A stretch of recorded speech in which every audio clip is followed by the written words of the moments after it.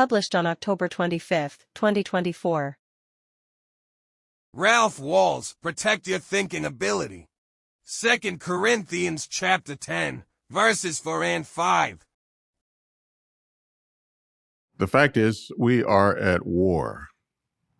There is an intense battle to control our minds. We have the spirit of the world which surrounds us and can infect our thinking. They have demon-inspired teachings that are at their base. And then we deal with our own imperfect inclinations. And on top of that, each of us has a traitor within him. All of us do. Our heart, which the Bible describes as more treacherous than anything else. Now, when we consider the forces that we're fighting against in this war, we could not possibly win the war on our own. But with help from Jehovah, we can't lose.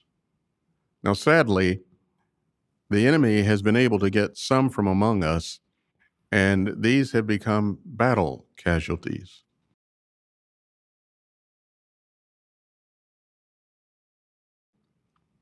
But think about this. Thinking ability is not to be confused with independent thinking, which Satan promotes. One indication of independent thinking is to question the counsel that we receive from the visible part of Jehovah's organization through the faithful slave.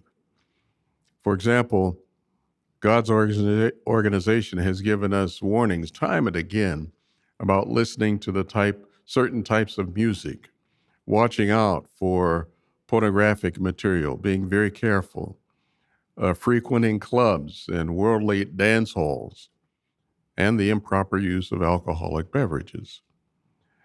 And there are other matters too, but thinking ability will prevent us from rationalizing that such counsel really doesn't apply to me. I know how to skirt around the problems that these things might bring.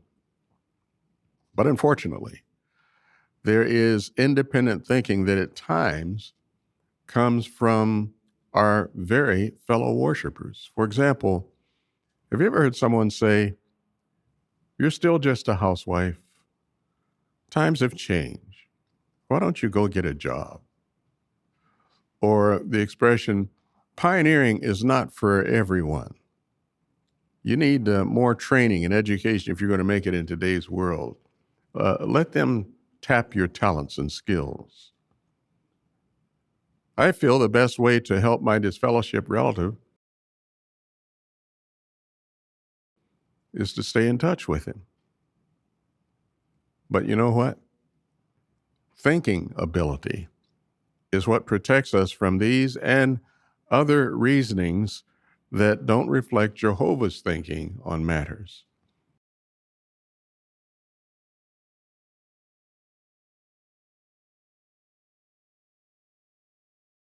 I thought I'd die at Armageddon. Hollywood action hero Luke Evans on growing up gay as a Jehovah's Witness. At the age of 13, Luke Evans faced an impossible choice: either be true to himself and embrace his sexuality, or stay true to God. If he told his Jehovah's Witness parents that he was gay, they would be honor-bound to inform the church elders, and that would be the end of life as he knew it. If he didn't tell them, he would be forced into a world of deceit or denial. He chose God. Evans became the youngest boy in his South Wales congregation to be baptized. He formally and publicly devoted his life to Jehovah. If he came out as gay now, he would be banished from the church. All upstanding members of the congregation, including his mother and father, would be expected to break off contact with him, to act as if he was dead or simply had never existed. At 16, Evans left school in town for Cardiff and a new life. He decided that was the only way he could hold on to his parents, while being true to himself. Evans was in his early 20s and working in musical theater when an interview he had done with gay publication The Advocate, in which he discussed his homosexuality, came to the attention of the Jehovah's Witness elders.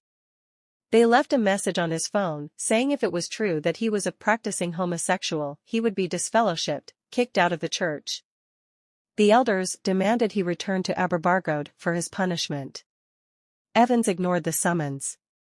Instead, he called his mother, Yvonne, who agreed it was now time to tell his father, David.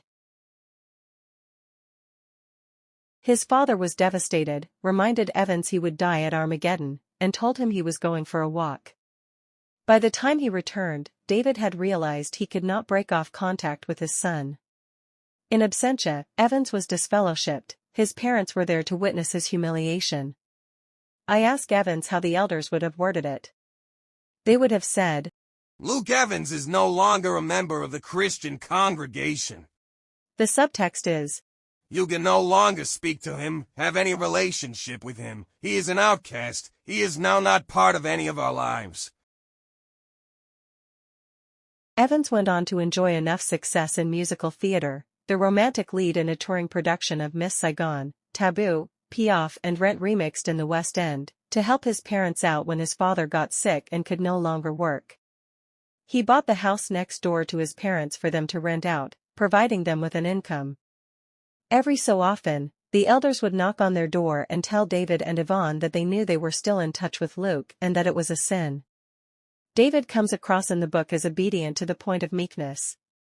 But there came a time when he'd had enough. Evans quotes David's heroic speech to the elders in his book.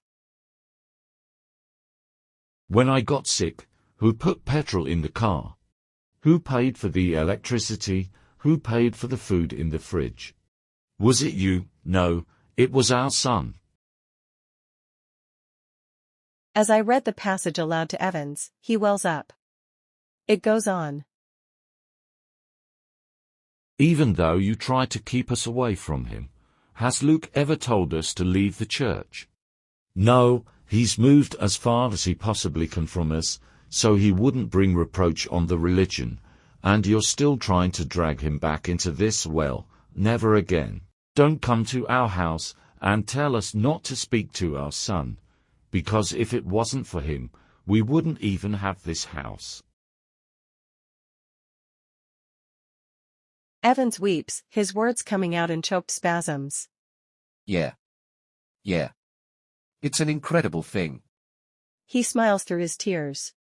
Good on him.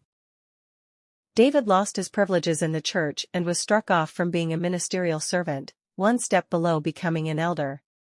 And still, despite everything, David and Yvonne remain in the church today.